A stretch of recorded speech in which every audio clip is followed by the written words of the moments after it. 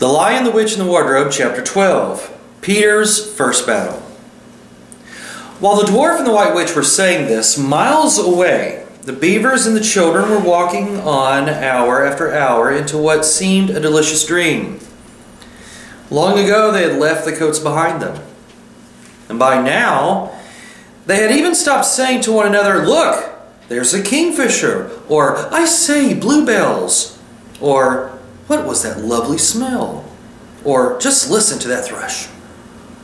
They walked on in silence, drinking it all in, passing through patches of warm sunlight into cool green thickets, and out again into wide mossy glades where tall elms raised the leafy roof far overhead, and then into dense masses of flowering currant and among hawthorn bushes where the sweet smell was almost overpowering.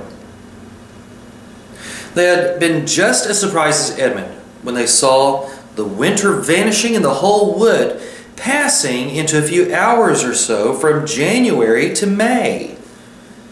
They hadn't even known for certain, as the witch did, that this was what would happen when Aslan came to Narnia. But they all knew that it was her spells which had produced the endless winter, and therefore they all knew when this magic spring began that something had gone wrong, and badly wrong, with the witch's schemes. And after the thaw had been going on for some time, they all realized that the witch would no longer be able to use her sledge. After that, they didn't hurry so much, and they allowed themselves more rest and longer ones.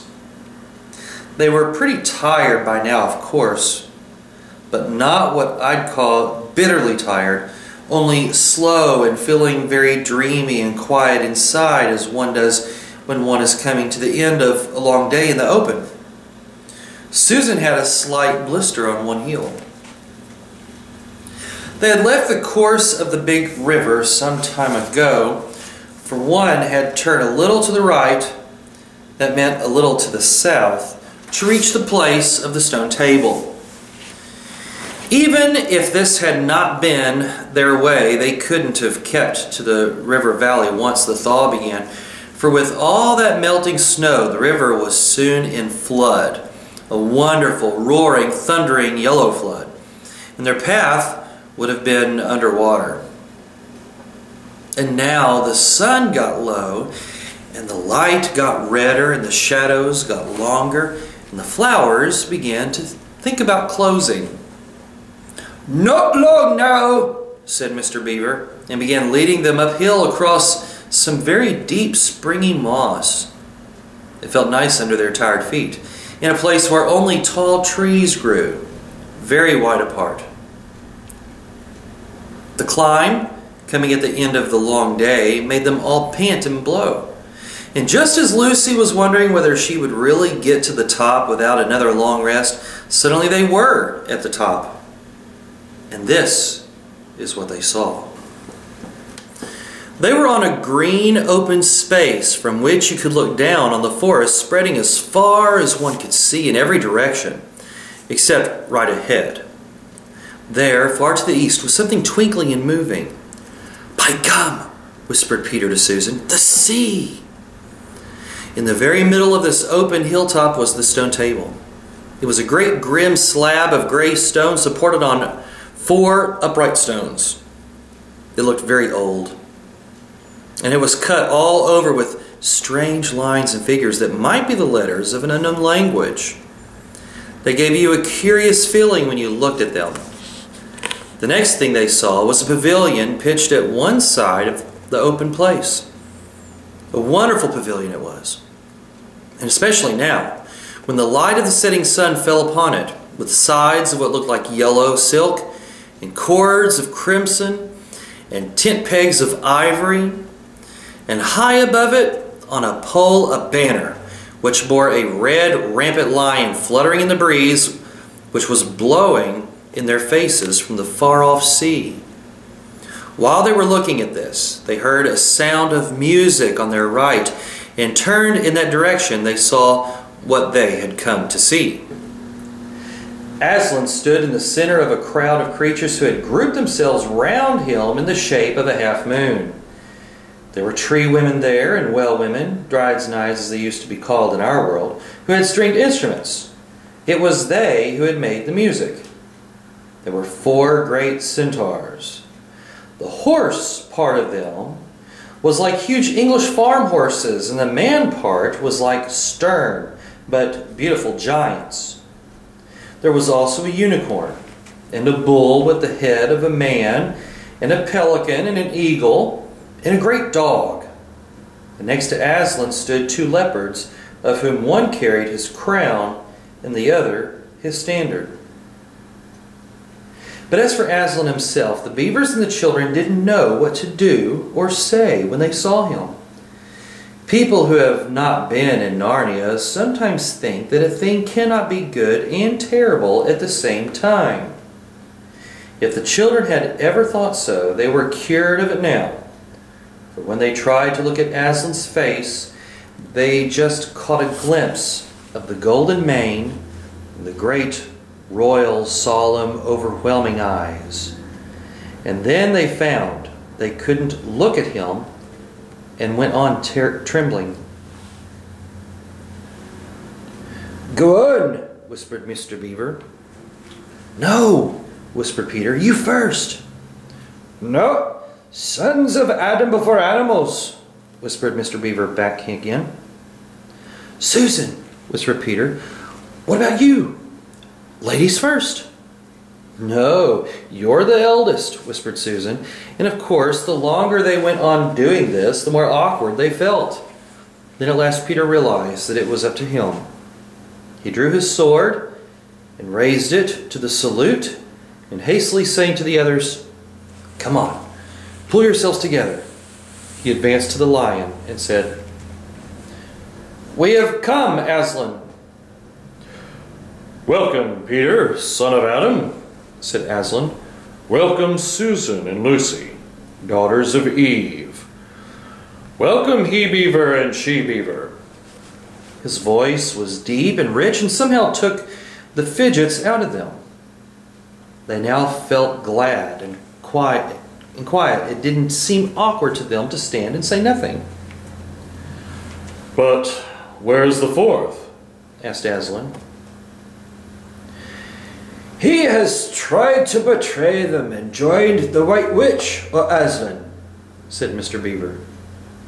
And then something made Peter say, "That was partly my fault, Aslan. I was angry with him, and I think that helped him to go wrong."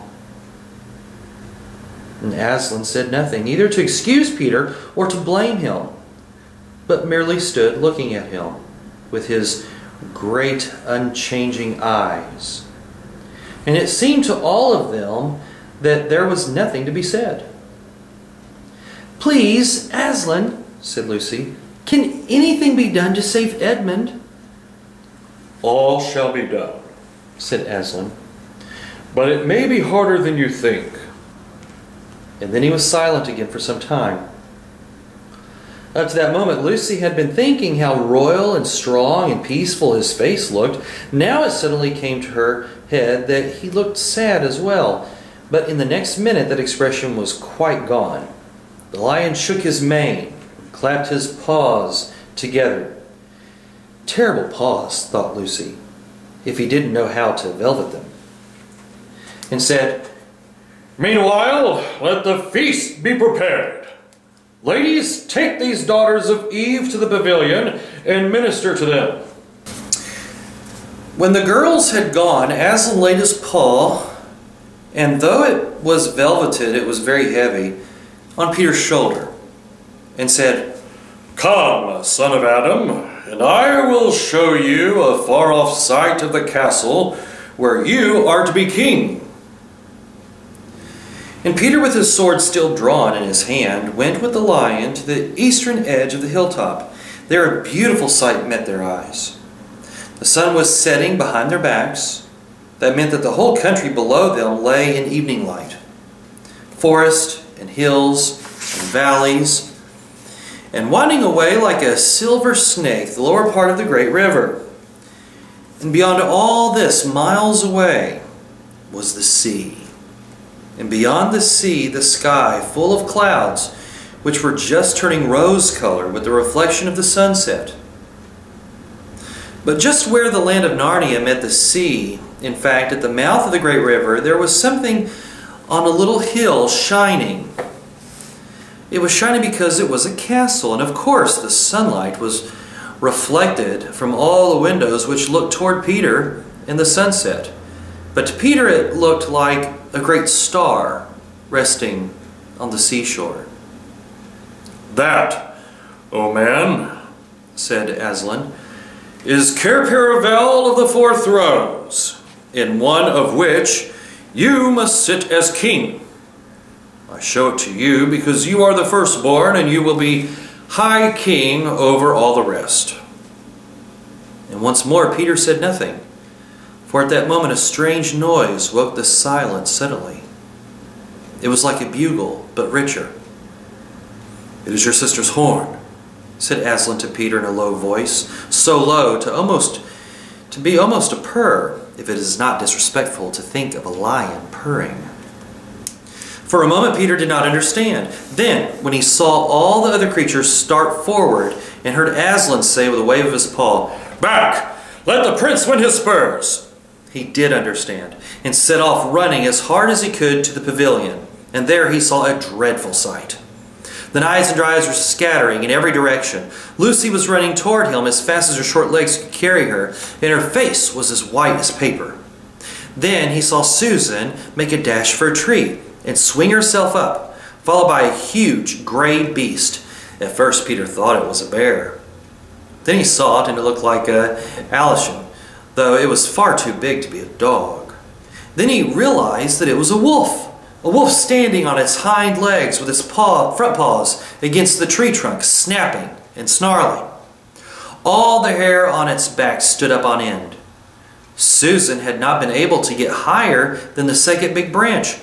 One of her legs hung down so that her foot was only an inch or two above the snapping teeth. Peter wondered why she did not get higher, or at least take a better grip. Then he realized that she was just going to faint, and that if she fainted, she would fall off.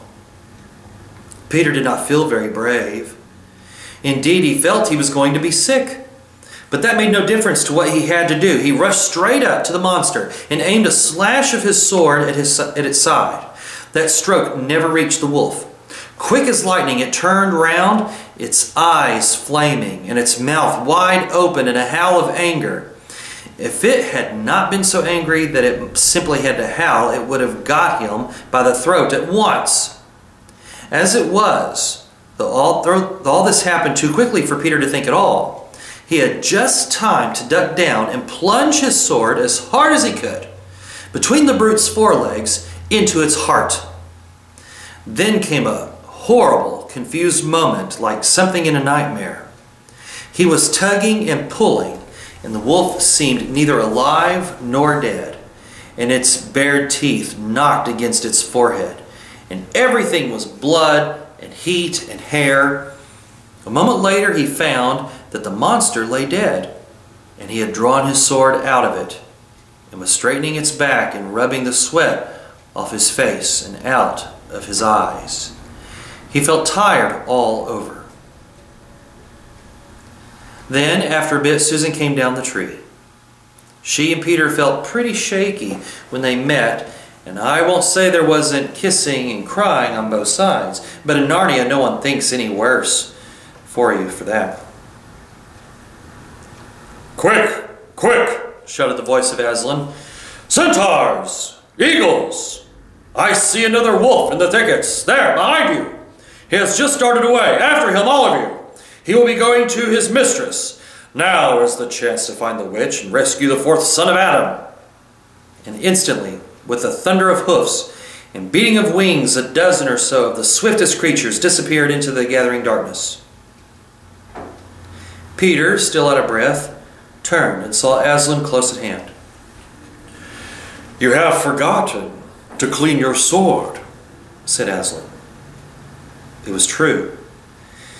Peter blushed when he looked at the bright blade and saw it all smeared with the wolf's hair and blood.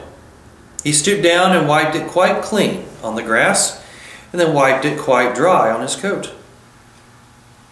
"Hand it to me and kneel, son of Adam," said Aslan. And when Peter had done so, he struck him with the flat of the blade and said, "Rise up, Sir Peter Wolfsbane, and whatever happens, never forget to wipe your sword."